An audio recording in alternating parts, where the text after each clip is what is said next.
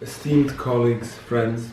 on behalf of the Warsaw Bar Association, I would like to thank the Camera Penale Veneziana for taking an interest in the situation in Poland and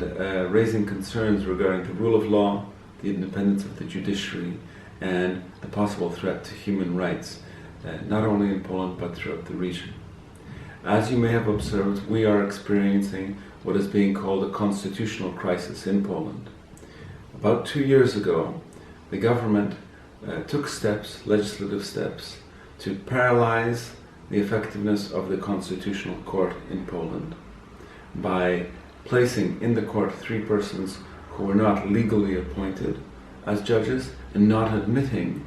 3 persons who were legally appointed. The president refused to take an oath from these 3 legally appointed judges. As a result, the Constitutional Court was paralyzed, made ineffective, and subject to political control. This opened the door for the government to take steps to limit the independence of the judiciary by passing legal acts which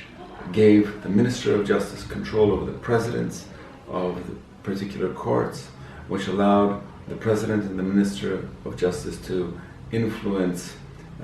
who becomes a member of the National Judiciary Council, a body which is intended by our Constitution to stand guard for the independence of the judiciary, and allowed the executive to influence who becomes a Supreme Court justice, to the effect that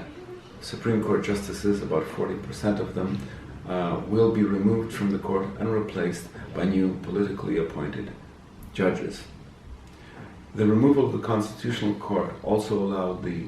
government and the legislature to